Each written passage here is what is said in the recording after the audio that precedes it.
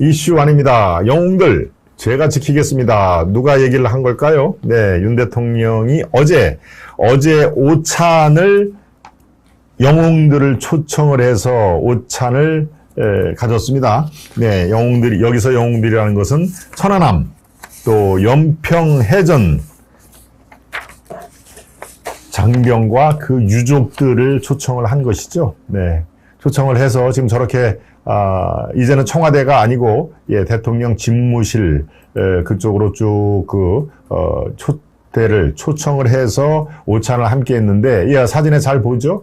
옥함 지뢰에 두 다리를 잃은 하재헌 예비역 중사와 악수를 나눈 윤 대통령. 네. 하재헌입니다. 여러분들 여러 매체에서도 한두 번 들어본 이름일 텐데요. 서울 용산 대통령실 청사에서 호국 영웅 초청 소통 식사, 이렇게 이제 의전팀에서 이름을 붙였군요. 호국 영웅 초청을 하는 소통 식탁 행사에서 2015년 북한의 목함질의 도발로 두 달을 잃은 하재헌 예비역 중사, 이제 전역을 했으니까 앞에 예비역이 붙죠. 예비역 중사와 악수를 나누고 있는 오른쪽에 윤 대통령인데, 네, 바로 이 초청 오찬에서 이런 얘기가 오고 갔습니다. 지난 정부, 즉 문재인 정부는 북한에 한마디도 제대로 말다운 말을 하지를 않았다. 그래서 우리는 가슴 아픈 시간을 보냈다라는 게 바로 유족과 장병들이 쏟아낸 말 중에 그 한 대목입니다. 네, 지난 문재인 정부 5년간에 우리는 피해자임에도 피해자라고 얘기를 못하는 그런 상황이다. 오히려 눈치를 봤다. 어디에? 문재인 정부에도 눈치를 보고 북한에도 눈치를 보고 북한이 쏜 포탄에 우리가 죽고 이렇게 부상을 당했는데 오히려 피해자인 우리가 북한 눈치를 보는 그런 상황이 돼버렸다. 지난 5년간의 우리의 마음 졸임, 우리의 스트레스는 도대체 누가 어떤 식으로 치유를 해줄 건가라고 하는 그런 내용을 쏟아 부었습니다. 네. 저는 충분히 120% 공감을 합니다. 지난 5년간의 문재인 정부의 대북 정책, 이른바, 김정은 또, 그 여동생 김여정의 심기를 거슬리지 않기 위해서 묻어내를 썼다는 것을 우리는 잘 알고 있습니다. 하다못해, 목선을 타고 넘어온 북한 귀순 의사를 밝혔는데도 이렇게 눈에 그런 두건을 씌우고 북한으로 돌려보내지 않았습니까? 참 그 장면을 한번 생각해 보십시오. 북한 그 판문각에서 북한 사병에게 남한으로 귀순하겠다고 자유 의사를 밝힌 그 사람이 그 검은 두건을 이렇게 벗겼을 때 앞에서 총을 들고, 자기를 겨냥을 한 북한 병사를 봤을 때 그 소스라치는 그런 그 모습, 장면, 이제 나는 죽었구나라고 털썩, 이 땅바닥에 주저앉았다는 거 아닙니까? 네. 글쎄요. 그런 일을, 문재인 정권에서 한두 개가 아니죠. 네, 북한의 그야말로 심기를 거슬리지 않기 위해서 김여정은 또 삶은 소대가리라고 했나요? 참 말을 옮기기도 거친 표현입니다만 그런 얘기를 듣고 한 번도 공식적으로 이렇게 항의다운 항의를 하지를 않았었죠. 왜? 북한 김정은과 김여정 그 속을 건드리면은 또 남북 대화가 중단될까봐, 이른바 평화 프로세스의 차질을 믿을까봐 그저 김정은과 김여정의 눈치를 청와대가 보는 그런 형국이니까, 청와대가 그들의 눈치를 보는 형국이니까 저 하재헌 중사 같은 피해를 입은 장병과 유가족이 북한의 눈치를 보는 그런 있을 수 없는 일이 벌어진 것이죠. 네. 그렇습니다. 저는 사실 있을 수 없는 일이 아주 수차례 벌어졌다고 생각을 합니다. 그런 의미에서 정권 교체라는 게 반드시 필요했고, 또 여러분들이 또 이 현명한 판단으로 정권 교체가 이루어진 것이 굉장히 대한민국을 위해서 잘된 그런 결정이다라는 그런 생각들을 해 봅니다. 강은비님, 문씨의 위대함이죠라고 약간 이렇게 비틀어서 말씀을 하신 거죠. 네. 애나님, 다반님, 김재선님, 월남 참정 노병들은 역사 속에 묻어두고 경제 발전의 주역이니 민주주의를 수호했다느니 비행기만 태우지 말고 유공자 홀대하는 일이 없도록 해 주십시오. 월남 참전 노병 배상. 예, 김재선님. 예, 김재선님 제가 만나보지는 못했습니다만 월남 참전 노병인 것은 제가 확실히 기억하고 있습니다. 70대 중반으로 얼마나 또 마음에 한이 맺혔겠습니까? 지금 현재는 뭐 사업체를 사업체를 여러 개 운영을 하셔가지고 예, 그 사회에 오히려 공헌을 하는 분인데 월남 참전 그 병사들에게도 제대로 된 국가의 그런 성의표신이 있어야 된다. 그게 물질적인 문제가 아니라 월남 참전을 해서 대한민국 이 정부가 결전을 해서 월남 참전에 가서 많은 분들이 죽고 피해를 보고 또 이 한쪽 다리 한쪽 발 있고 뭡니까 무슨 농약 뭐죠 그거에 대해서 아직까지 후유증을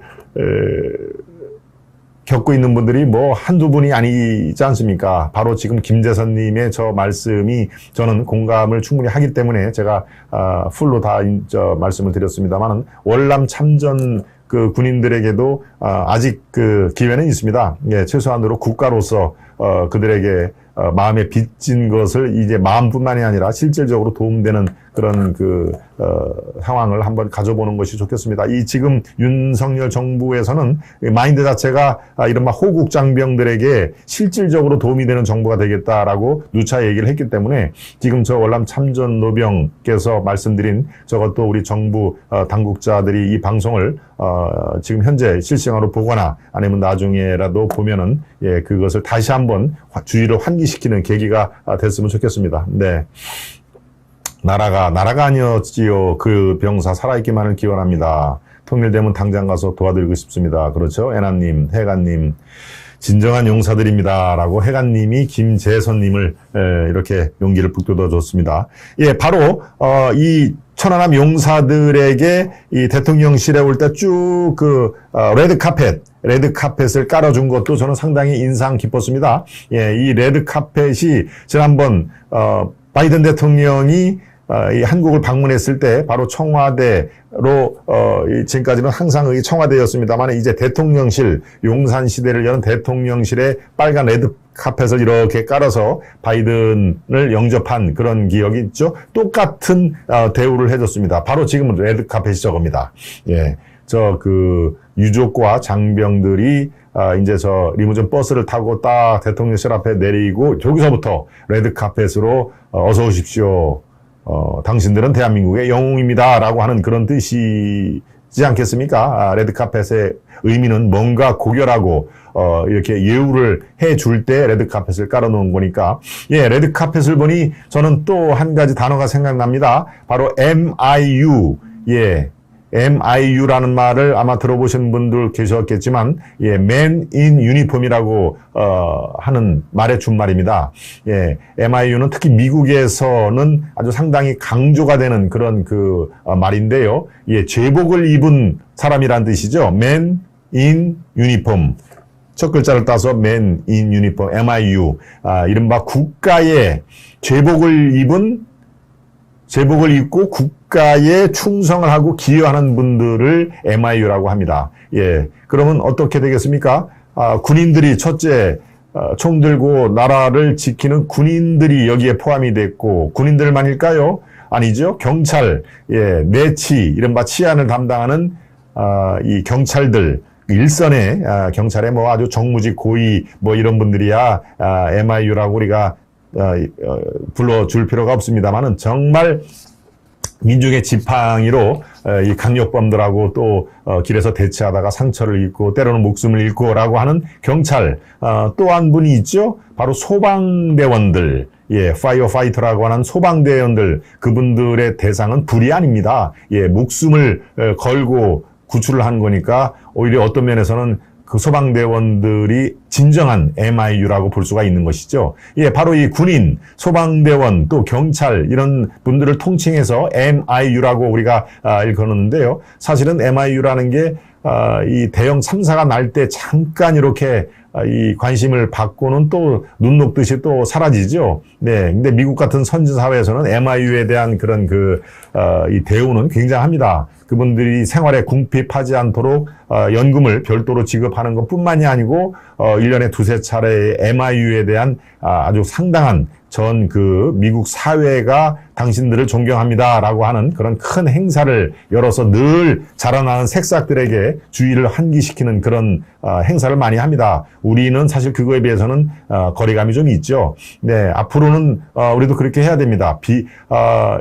물론 그분들이 월급을 받고 돈을 받고 하는 그런 뭐 경찰도 마찬가지고 소방서도 그렇고 그게 하나의 소중한 직업이면 분명합니다만은 돈으로 따질 수는 없습니다. 그분들이 하는 것들이. 그러니까 당신은 그게 직업인데 당연하지 않소라고 이렇게 툭 칠 일은 아닌 것이죠. 바로 우리 대한민국이 한 단계 더 성숙해지려면은 그런 제복을 입고 생업에 종사하는 바로 소방서, 경찰, 군인들에게 대한 사회적인 존중한 그런 배려 이런 것들이 더 한층 높아져야 그게 진정한 선진 사회의 구현 아닌가 저는 생각이 듭니다. 네. 예, 김 박사 말씀 절대 공감합니다. 해가님. 네, 해가님 참, 제가 해가님 말씀에 절대, 공감을, 한 게, 여러분, 해가님이 보시는 메시지가 참 좋은 게 많이 있습니다. 네. 그렇군요. 네. 토미리스 님이 조금 전에 들어오셨군요. 네. 좋아요 누르고 시청합니다. 안녕하세요. 김 박사. 예. 어제 토미리스 님이 조금 늦게, 드러내시니까 많은 분들이, 토미리스 님이 오늘 안 들어오셨네요. 라고, 이렇게, 궁금증을 자아내는 걸 봐서 우리 토미리스 님이 우리 시청자 여러분 중에서도 아주 스타 대열에 끼시는 것 같습니다. 토미리스 님. 네. 직업에 대한 자랑스러움을 자라나는 학생들에게 가르쳐야 합니다. 해가님. 그렇군요. 네. 전적으로 동감합니다. 이렇게 레드카펫을 깔아주는 일회성 행사도 물론 중요합니다. 그렇죠? 예, 어제 같은 날에, 그렇게 보훈 의미가 담뿍 등긴 그런 영웅들을 대통령실에 초대를 해서 따뜻한 밥 한 끼 같이 하는 것도 그분들의 용기와 지나간 세월에 대한 이 효한 이것들을 어루만져주는 좋은 행사지만은 사회적으로 우리가 MIU에 대한 존중과 존경에 대한 각종 행사 그리고 실질적인 도움 본인들이 이렇게 구차하게 살지를 않기 위해서는 또 경제적인 도움이 어느 정도 필요하지 않겠습니까? 그러니까 그런 거에 대한 사회적인 시스템 이런 것들이 필요하다는 말씀을 다시 한번 제가 강조를 해드립니다. 네, 그래서 레드카펫 깔고 호국 영웅들을 맞은 그런 윤석열 대통령이 영웅들은 제가 지키겠다라고 하는 그런 워딩을 제가 제목으로 삼아봤습니다. 네, 이렇듯이 지금 윤 대통령이 바로 딱 취임 한 달이 됐습니다. 바로 한 달 전에 5월 10일 날 취임식에 제가 취임식 장면을 보고 여기서 해설을 해드렸죠. 벌써 딱 한 달이 됐습니다. 취임식 장면을 김동원이 해설하는 김 박사가 해설하는 윤 대통령 취임식을 제가 취임식을 갈 수도 있었습니다만은 제가 여기서 쭉 이렇게 해설을 해드리고 전망까지도 해드리는 게 벌써 한 달이 휙 지나갔습니다. 네. 자, 파격적인 취임 한 달. 네. 여러분들은 어떻게 보셨습니까? 높은 점수를 주셨습니까? 아니면은, 지금 역대 대통령과 큰 차이가 없네라고 하셨습니까? 네, 바로, 출퇴근이 지금 기존에 청와대에 들어갔으면 출퇴근을 하는 모습을 우리가 볼 수가 없었죠. 바로, 구중궁궐 깊은 곳에 있는 이런 대통령 관저에서 불과 걸어서 한 2, 3분이면 오는 집무실까지 왔다 갔다 하는 거를 우리는 볼 수가 없었습니다만은 지금은 바로 대통령은 출퇴근하는 모습을 우리가 볼 수가 있었습니다. 이거 하나만으로도 광화문 시대에서 용산 시대로의 대전환을 우리가 실감을 하는 그런 상황입니다.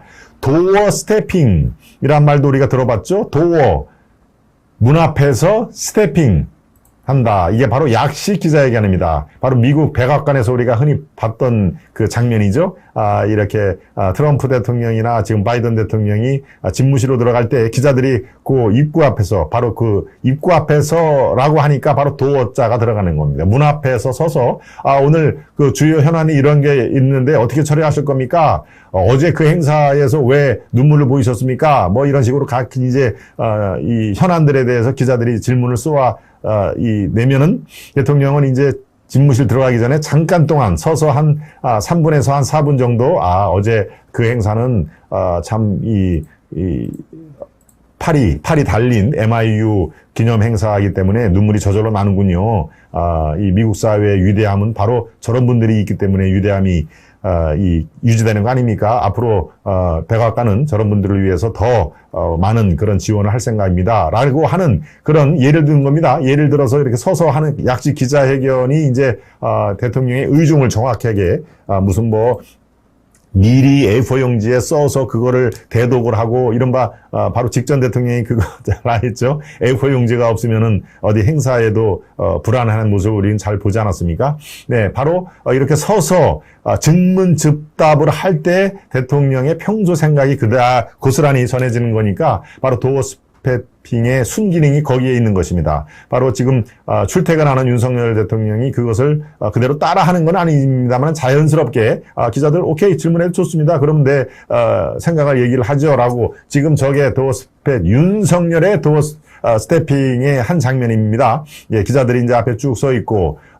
대통령이 집무실 들어갈 때 한 서너 개 질문을 받고 저 왼쪽에 있는 사람은 대변인, 홍보수석 이런 사람들이 이제 옆에서 혹시라도 뭐 이렇게 조언을 구하면은 이제 얘기를 할 준비가 좀 돼 있는 것이죠.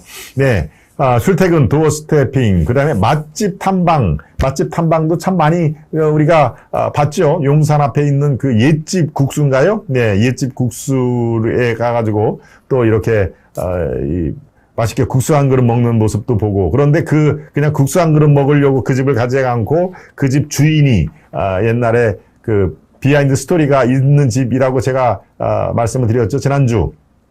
예, 방송 제작하기 바로 직전에 제가 말씀드린 것 같은데요. 그 집 주인이, 다시 한번 제가 리마인드를 해드릴까요? 그 집 주인이 이제 국수가 워낙 맛있는 그 데라 허름한 사람이 들어와서 국수를 한 그릇 시켜서 이렇게 아주 정성을 듬뿍 담아서 국수를 줬는데 물을 두 번 자꾸 시키더랍니다. 물을. 아주머니 물 좀 주세요 하고 갖다 줬더니 또 아주머니 물 좀 주세요 그래가지고 물을 많이 드시는 모양이구나 하고서 물 들어가는데 이제 도망갔다는 것이죠. 네. 급하게 후다닥 내질러서 도망가는데 그걸 보고 이 집주인이 이 돈 없어서 그렇게 하는 모양이구나. 그러니까 도망가는 사람 뒤에다 보고 아유 그렇게 뛰지 마세요. 가다가 넘어지면 어떡하려고 그래요. 라고 그냥 천천히 걸어가라는 얘기죠. 그런 이제 미담이 소개된 그 국수집입니다. 옛집 국수라고 제가 기억을 하고 있는데 저기서 지금 국수를 먹는 것이 저거는 국수가 아니고 남대문 시장에 그겁니다. 이 도가니탕, 남대문 시장에 도가니탕을 잘하는 집에 가서 저거는 그 유세 기간 도중에 가서 남대문 시장에 유명한 도가니탕을 간 것이고 제가 조금 전에 얘기한 것은 바로 옛집 국수라고 제가 기억을 하는데 바로 용산 청사 앞에 있는 허름한 국수집에 가서 국수를 먹는 모습이 사진이 아마 있을 겁니다. 찾아보면은 네. 그렇게 맛집 탐방을 하고 그저께는 종로에 피자 가게를 갔더군요. 네, 종로 젊은 층들이 많이 가는 피자 가게에 갔는데 그게 경제수석의 생일이라고 해서 갔다는군요. 최상목이라고 경제수석이 있죠. 예, 최상목 경제수석의 생일날인 걸 알고 저 피자 먹으러 갑시다 그래가지고 종로에 있는 피자 가게를 가서 피자 먹는 모습입니다. 예, 옆에 있는 사람은 김용현 경호처장이죠. 네, 그 다음에 그 앞에, 윤 대통령 앞에 있는 사람은 바로 비서실장입니다. 김대기 비서실장이 있고, 그 옆에 있는 사람이 최상목 경제수석인데, 이렇게 네 사람이 피자 가게를 갔다는군요. 이것을 이제, 누가 찍어서 올리는지 몰라도, 이렇게 그냥 서스럼 없이 피자 가게도 가고, 국수 가게도 가고, 아마, 모르긴 몰라도, 우리 동탄 부근에 이 방문할 때는 우리 북경반점도 제가 아마 갈 확률이 매우 높다고 저는 봅니다. 네. 네, 동탄 그 진척에 화성 그쪽에 아마 대통령 갈 일이 또 왜 없지 않겠습니까? 분명히 있겠죠? 라고 하면은, 예, 소문을 낳듯이 아마 동탄에 있는 국경반점에 가서 우리 트럼프 슈퍼맨님과 딱 이렇게 악수하는 모습이, 이렇게 보게 될 날도 있지 않을까 싶은 생각도 듭니다. 네. 그렇군요. 전무님이 만년소년? 왕도희님이 한 게, 전무는 여기 있는 김동원 전무를 얘기할 테고, 만년소년이라는 게 뭡니까? 소년같이 이렇게 잘 웃는다는 얘기인가요? 예, 아무튼 예, 덕담 감사를 드리고요. 네, 바로 출퇴근, 도어 스태핑, 맛집 탐방과 같은 이전 대통령으로서는 볼 수가 없는, 문재인이 그렇게 얘기를 했나요? 박근혜 대통령이 그렇게 이런 행보를 했나요? 그 전에 MB 때도 네, 이런 행보를 하지는 않았겠죠. 예, DJ, YS도 다 마찬가지입니다. 이른바 서민 대통령이라고 자타가 인정하는 YS도 칼국수는, 예, 칼국수 먹으러는 저 성북동 칼국수 집에 이른바 김영삼 칼국수 집이라고 별칭이 붙는 그 집에는 재직 중에도 여러 번 간 걸로 제가 기억을 합니다만은, 네, 그건 칼국수를 개인적으로 좋아했기 때문에 가는 거지, 서민 그 행보를 강조를 하기 위해서 그렇게 하지는 않았는데, 아무튼 윤석열 대통령의 취임 한 달 기간에 종합적으로 보면은 상당히 이 국민들, 유권자들과 소통을 하는 노력은 보였다. 네, 실제로 소통에 이제 성과가 나타나야 되는데 노력은 보였다라는 것으로 저는 평가를 하고 싶습니다. 그런데 이 대통령 취임 한 달이 꼭 이렇게 지금, 이 서민 친화적이고 그런 그 공만 있느냐, 여러 가지 지적들이 나온 것 중에 하나가 바로 검찰공화국. 어제 제가 이 시간에 말씀을 드렸습니다. 11시 김동원의 하이파이브 시간에서 검찰공화국, 예, 이렇게 물음표를 달았죠. 야당이 지적하는데, 봐라, 선거 때마다, 당신이, 윤석열이가 되면 대한민국으로 완전히 검사들이, 요직을 다 차지하는 그런 검찰공화국으로 만드는 거니까, 윤석열 대통령이 되는 것은 막아주세요라고, 누차 이재명을 포함한 그런 민주당 세력에서 이렇게 얘기를 하는데, 지금, 뚜껑을 열어보니, 검사 출신이 많기는 많습니다. 제가 그것까지는 인정을 하죠. 지금 주요 요직을 차지하는 검사, 바로 직전까지 검사였거나 아니면은 검사 출신 변호사거나, 네, 이런 사람들을 다 검사 출신이라고 보면은 아주 중요한 요직에 15명, 어제도 한 사람이 보직이 됐으니까 16명, 그 밑에 있는 사람들은 훨씬 더 많고요. 그러니까 숫자적으로는 맞는 것이 팩트입니다. 그거는. 근데 이제 그 사람들이 과연 국가와 대한민국을 위해서 어느 정도 기량을 발휘하고 이전 정부와는 확실히 다르다라고 하는 그런 성과를 보여줄 때 바로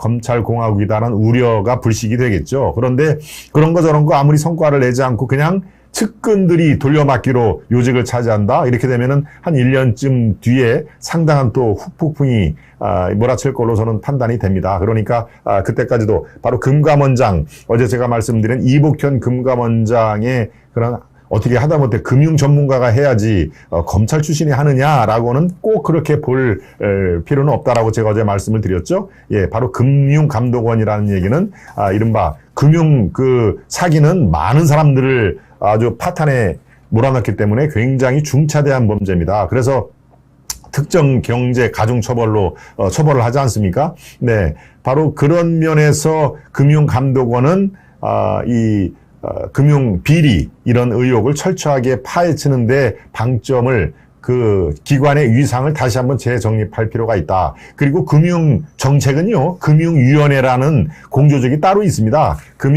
감독기관이 두 개인데, 하나가 금융위원회, 또 하나가 금융감독원입니다. 금융위원회는 이른바 금융정책을 진두지휘하는 것이기 때문에 거기서 금융기관이라든가 금융정책을 진두지휘하면 되고, 예, 금융감독원은 감독자가 들어가서 여러분들이 알다시피 금융비리와 폐해, 적폐 이런 것을 조사를 하고 낱낱이 그걸 파헤치는 그런 그 기능이기 때문에 검사 출신이 이번에 처음이고 매번 모피아 이른바 재무부 출신 공무원들이 그 자리를 갔었죠. 그런데 이번에야말로 검사 출신이 한번 가서 지금까지 상상하지도 못했던 새로운 컨셉으로 한번 금융감독을 제대로 해봐라.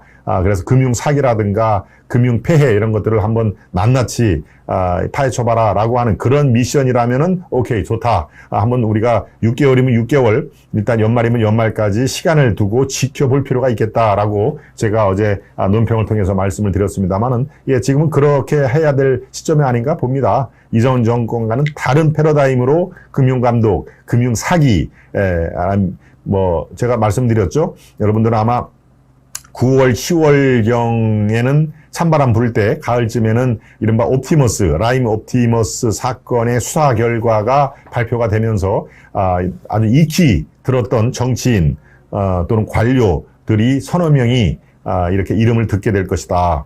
피의자로서 이름을 듣게 될 것이다. 라고 제가 조심스럽게 예측을 했는데요. 아마 이게 현실화가 될 겁니다. 이미 알 사람들은 누가 연루가 되고 이른바 그래서 사기 그 피해하는 게 마주 수천억으로 이미 지금 얘기가 나왔기 때문에 이게 더 커질 수도 있습니다. 조 단위로 커질 수가 있으니까 라임보다도 옵티머스 사건이 대형 권력형 금융비리 사건으로 이게 번질 가능성이 대단히 높습니다. 제가 그래서 아마 9월, 10월경에는 여러분들이 옵티머스 피의자로 아주 낯익은 이름들이 조로록 나올 것이다라고 제가 예측을 하고 여러분들께 조심스럽게 말씀을 드렸는데 아마 거의 기정사실처럼 그게 현실화가 될 가능성이 저는 그렇게 알고 있습니다.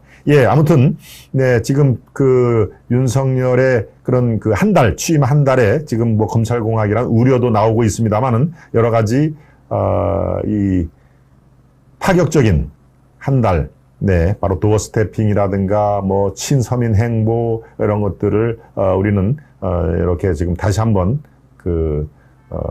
그래도 이전 정권은 많이 다르구나라는 것을 새삼 느끼게 되는 하루입니다.